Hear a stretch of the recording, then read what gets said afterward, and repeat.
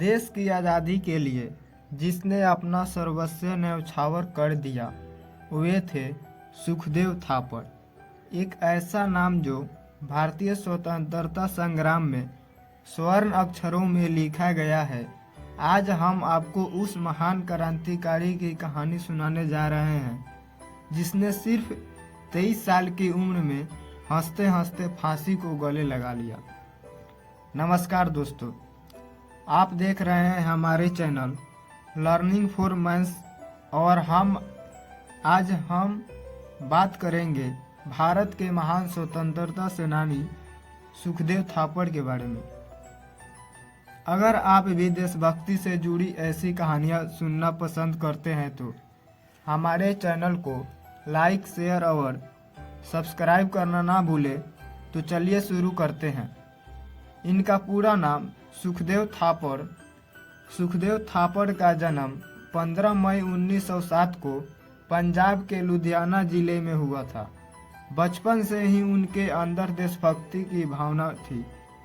जब वे छोटे थे तभी उनके पिता का देहांत हो गया और उनका पालन पोषण उनके ताऊजी ने किया। ब्रिटिश हुकूमत द्वारा भारतीयों पर किए जा रहे अत्याचारों को देखकर सुखदेव के मन में अंग्रेजों के खिलाफ गुस्सा और विद्रोह की भावना जागृत हो गई। उन्होंने अपनी प्रारंभिक शिक्षा लाहौर में पूरी की और वहीं से उनकी क्रांतिकारी यात्रा शुरू हो गई। लाहौर में पढ़ाई के दौरान उनकी मुलाकात भगत सिंह और शिवराम राजगुरु से हुई। तीनों ने हिंदुस्तान को आज़ाद कराने का संकल्प लिया और क्रांतिकारी गतिविधियों में सक्रिय हो गए। उन्होंने हिंदुस्तान सोशलिस्ट रिपब्लिकन एसोसिएशन का हिस्सा बनकर अंग्रेजों के खिलाफ एक संगठित संघर्ष छेड़ दिया। सुखदेव सिर्फ एक क्रांतिकारी ही नहीं बल्कि एक विचारक भी थे। वे मानते थे कि भारत को केवल हथियार से नहीं बल्कि जनता को शिक्षित और जागरूक करके भी स्वतंत्र किया जा सकता है। उन्होंने नौजवान भारत सभा के माध्यम से युवाओं को संगठित करना शुरू किया। 1928 में साइमन कमीशन के खिलाफ प्रदर्शन के दौरान ब्रिटिश पुलिस ने लाला लाजपत राय पर बेरहमी से लाठीचार्ज किया जिससे उनकी मृत्यु हो गई। इस घटना ने सुखदेव, भगत सिंह और उनके साथियों को अंदर तक झकझोर दिया। उन्होंने अंग्रेजों से इस अन्याय का बदला लेने की ठानी।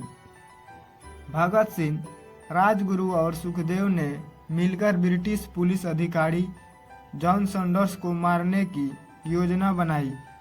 यह हत्या अंग्रेजों के खिलाफ एक चेतावनी थी कि भारत अब अन्याय सहन नहीं करेगा। सुखदेव, भगत सिंह और बटुकेश्वर दत्त ने 8 अप्रैल 1929 को दिल्ली सेंट्रल असेंबली में बम फेंककर ब्रिटिश सरकार के खिलाफ विरोध दर्ज कराया।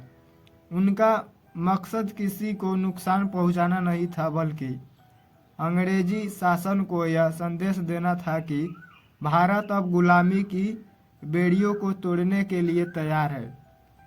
हालांकि इस घटना के बाद भगत सिंह और बटुकेश्वर दत्त को गिरफ्तार कर लिया गया और जल्द ही सुखदेव भी पकड़े गए।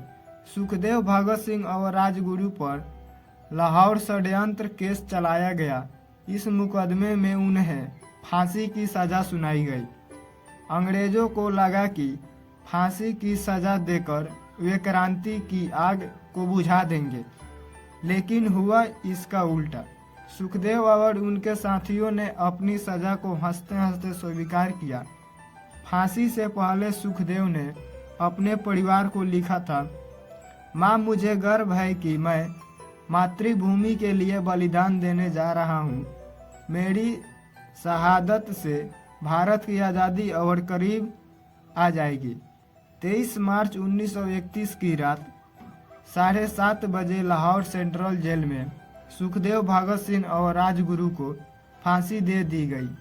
उनकी अंतिम इच्छा थी कि उन्हें एक क्रांतिकारी की तरह गोली मारी जाए, लेकिन ब्रिटिश सरकार ने इसे खारिज कर दिया। फांसी के वक्त तीनों क्रांतिकारी इंकलाब जिंदाबाद और भारत माता की जय के नारे लगाते रहे। उनका बलिदान भारत के युवाओं के लिए प्रेरणा का स्रोत बन गया और इसने स्वतंत्रता संग्राम को और तेज कर दिया। सुखदेव केवल एक क्रांतिकारी नहीं थे, बल्कि वे एक विचारशील नेता भी थे। वे मानते थे कि देश को केवल आज़ादी ही नहीं बल्कि एक सशक्त और शिक्षित समाज की भी ज़रूरत है। आज भी सुखदेव का नाम भारतीय स्वतंत्रता संग्राम में अमर है। उनकी शहादत हमें यह सिखाती है कि देश की आज़ादी की रक्षा के लिए हम सभी को अपने कर्तव्यों का पालन करना चाहिए। सुखदेव थापर का बलिदान सिर्फ इतिहास का हिस्सा नहीं बल्कि हर भारतीयों के दिल में एक अमर कहानी है। आज भी हम सब स्वतंत्रता का आनंद लेते हैं। हमें उन वीरों को याद करना चाहिए और रखना चाहिए जिन्होंने इसके लिए अपना सब कुछ न्यौछावर कर दिया। शहीदों की चिंताओं पर लगेंगे हर बरस मेले, वतन पर मरने वालों का यही बाकी निशान होगा। अगर आपको यह वीडियो पसंद आया तो